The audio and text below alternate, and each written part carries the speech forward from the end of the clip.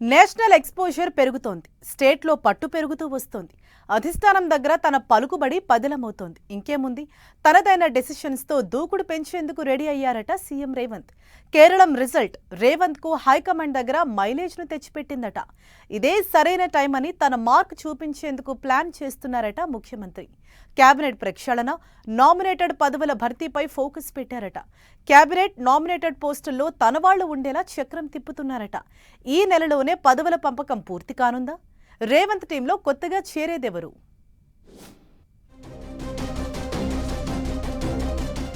తెలంగాణ కాంగ్రెస్ లో పదవుల జాతర. 17 కార్పొరేషన్ చైర్మన్, వైస్ చైర్మన్ పోస్టుల భర్తీ. మరికొన్ని కీలక నామినేటెడ్ పదవులపై వడపోత. కేబినెట్ ప్రక్షాళన, మిగతా పదవులపై అధిష్టానంతో డిస్కస్. హస్తిన పర్యటనలో హైకమాండ్ పెద్దలతో మంతనాలు. తెలంగాణ సీఎం రేవంత్ రెడ్డి లేటెస్ట్ ఢిల్లీ టూర్పై సర్వత్రా ఆసక్తి నెలకొంది.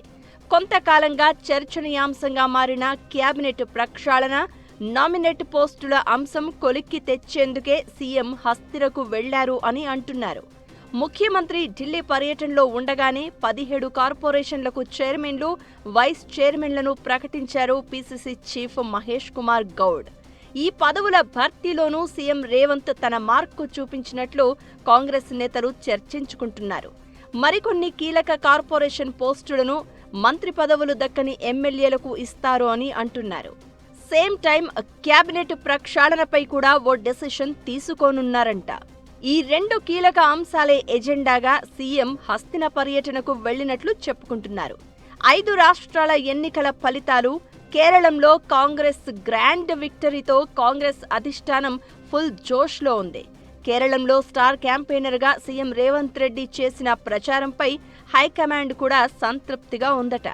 ఏఐసీసీ పెద్దల దృష్టిలో రేవంత్కు ఇంకా మైలేజ్ పెరిగిందని, అందుకే ఇదే సరైన సమయమని రేవంత్ హస్తిన బాట పట్టారట. తెలంగాణలో పార్టీ అధికారంలోకి వచ్చి ఇప్పటికే 2.5 ఏళ్లు పూర్తి కావడంతో నెక్స్ట్ ఎన్నికలకు తన టీంను రెడీ చేసుకోవాలనే ఆలోచన చేస్తున్నారట. అందుకే త్వరలో జరగనున్న క్యాబినెట్ షఫ్లింగ్లో పూర్తిగా తనదైన మార్కు ఉండాలని భావిస్తున్నారట. వచ్చే ఎన్నికల్లో పార్టీ మళ్లీ పవర్లోకి రావాలంటే జెట్ స్పీడ్తో పనిచేసే టీం కావాలని పదే పదే రేవంత్ రెడ్డి పార్టీ హైకమాండ్కు విన్నవిస్తున్నారట.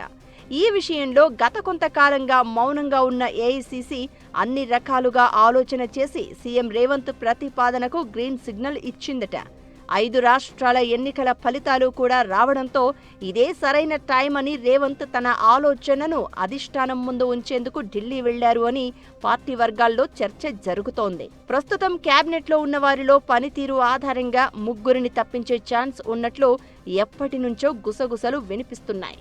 తన టీంలో 3తో పాటు పెండింగ్లో ఉన్న 2 బెర్త్లను కూడా ఫుల్ఫిల్ చేయనున్నారట. దాదాపు 5 బెర్తులు ఛాన్స్ ఉండడంతో జిల్లాల ఈక్వేషన్లు, సామాజిక సమీకరణాల ఆధారంగా ప్లాన్ చేసుకుంటున్నారట. ఇక నామినేటెడ్ పదవుల భర్తీని కూడా షురూ చేశారు. ఆశావహులు పెద్ద సంఖ్యలో ఎదురు చూస్తున్నారు. గతంలో 40 మందికి కార్పొరేషన్ పదవులు అప్పగించిన కాంగ్రెస్ పార్టీ లేటెస్ట్ గా మరో 34 మందికి చైర్మన్లు, వైస్ చైర్మన్లు, నామినేటెడ్ పోస్టులు కట్టబెట్టింది. ఇక మంత్రివర్గ విస్తరణ కూడా పూర్తయిన తర్వాత అమాత్య పదవులపై ఆశలు పెట్టుకున్న ఎమ్మెల్యేలకు కీలక నామినేటెడ్ పోస్టులు ఇవ్వనున్నారట. వీటితో పాటు డిప్యూటీ స్పీకర్, ప్రభుత్వ చీఫ్ విప్ పదవులను కూడా భర్తీ చేస్తారట. నామినేటెడ్ పదవుల భర్తీలో సీనియర్లను ఖచ్చితంగా అకామిడేట్ చేయాలని భావిస్తున్నారట. అందులో భాగంగానే సీనియర్ నేత వి హనుమంతరావుకు క్యాబినెట్ ర్యాంకుతో ప్రభుత్వ సలహాదారు పోస్ట్ ఇచ్చారు. అలాగే మిగతా సీనియర్లకు కూడా ఎక్కడో ఒక చోట అకామిడేట్ చేయాలనుకుంటున్నారట. రాబోయే ఎన్నికలను దృష్టిలో పెట్టుకుని పదవుల పంపకం ఉంటుందని ఇప్పటికే ఇండికేషన్స్ ఇచ్చారు. ఇక ఫైనల్ గా పార్టీలో చాలా కాలంగా పెండింగ్ లో ఉన్న వర్కింగ్ ప్రెసిడెంట్ పోస్టులకు కూడా ఈసారి మోక్షం లభించనుందట. వర్కింగ్ ప్రెసిడెంట్ల నియామకంలో కూడా అన్ని సామాజిక వర్గాలకు అవకాశం దక్కేలా చూస్తున్నారట. సీఎం హస్తిన పర్యటన ముగించుకుని వచ్చిన తర్వాత మరికొన్ని నామినేటెడ్ పోస్టులు భర్తీ చేస్తారట. నెక్స్ట్ వీక్లో క్యాబినెట్ ప్రక్షాళన కూడా ఉండే ఛాన్స్ ఉందంటున్నారు. ఇక తన మార్క్ డెసిషన్స్తో నెక్స్ట్ ఎలక్షన్సే టార్గెట్గా దూసుకెళ్లాలనుకుంటున్న రేవంత్కు అధిష్టానం ఫ్రీ హ్యాండ్ ఇస్తుందో లేదో చూడాలి మరి. గాసిప్స్ క్యారేజ్లో తీసుకుందాం స్మాల్ బ్రేక్. Stay tuned.